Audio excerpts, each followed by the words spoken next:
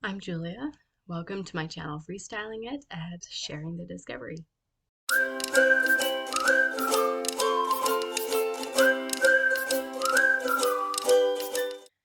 I'm mom to 3 young children, and we embrace learning as a lifestyle. We are entering into the season of Advent or Christmas and experiencing the beauties and busyness that is so characteristic of this time of year.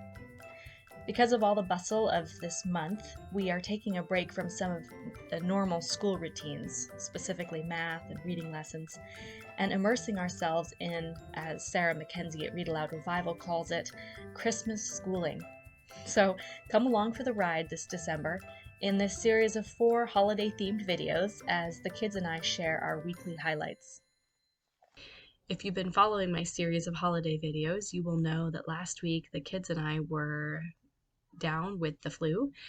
This week we are much improved, however, which has allowed us to have the mobility again of being able to finish up last minute Christmas shopping, as well as going to the library and other essentials before the holidays. Health is truly a gift and is something I'm very grateful for, especially at this time of year as I think of being together with family. We've continued on with our Jan Brett's Christmas Treasury this week, which is Read Aloud Revival's pick of the month. So we have been reading a story each week and basing a craft off of the story and enjoying the experience that Jan Brett lays out for us in her books. She is a magnificent illustrator as well as author. And this week we were reading The Hat, which is another pretty popular Jan Brett story from what I understand. And as a result, we crafted little mini winter hats to add to our ornamentation on our little Christmas bush. This craft was not something that the kids were able to do so much other than helping me measure and cut the yarn, but I had a lot of fun crafting it, and then my children had a lot of fun receiving the specific hats that they picked out the colors for, and we made some extras to give away as Christmas gifts.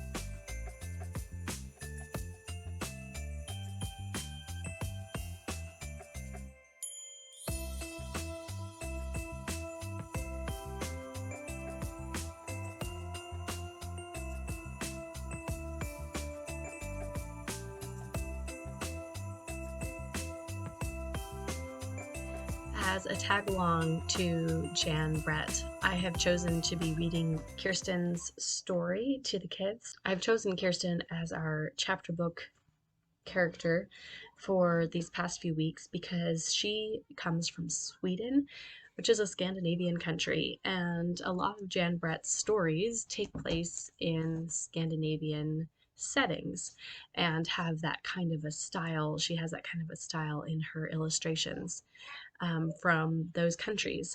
So we've been reading about Kirsten, and we just finished up her Christmas story where they celebrate St. Lucia's Day, which is a part of the Sweden celebration around Christmas time. This book is a gathering of all 6 of her chapter books, and we will probably be finishing this book up within the next week.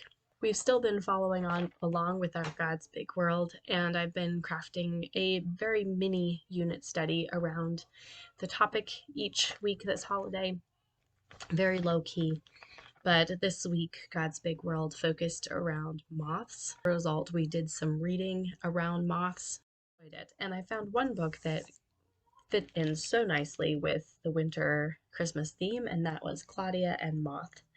This is a fun story about a girl who loves butterflies, and when winter time comes, her interest in butterflies has to take a pause because the butterflies have flown away. But then she meets a new friend, and as you can see from the cover, that new friend is Moth. Which brings me around to what I've chosen to read around the topic of moths this week. This is called Much Ado About Mothing, a year intoxicated by Britain's rare and remarkable moths. This book, when I was reading descriptions online, reminded me like of a big year for birding enthusiasts, and I read Noah Stryker's book about his big year around the world, and I really was fascinated with how he wrote about all of the different species that he came across and tallying all the birds. I thought it was a fascinating journey. And so this gentleman, James Lowen, he goes throughout Britain and he finds moths around Britain. Summer is the season of garden moth plenty. My daughter May and I run the trap on 20 June nights, leaving light to weave its magic even when I am out in the sticks. Only 4 nights fail to produce more than 100 moths. July is better still, never under 150 moths, with more than 50 species 2 nights in every 3. Balmy nights in late August are the headiest of all. With nearly 700 individuals of 70-odd species, we don't know where to focus. May and I still race out of bed every morning as if it were Christmas, eager to see what the moth Santa has brought. I really wanted to read this book when I found it online. I wasn't able to find it at my local library, so I debated and I did make the purchase. And I've been very glad for this book. Well, thanks for watching this video. By the time this video posts, Christmas Day will be past, but we'll still be enjoying the 12 days of Christmas. And I hope that you are having a wonderful holiday season.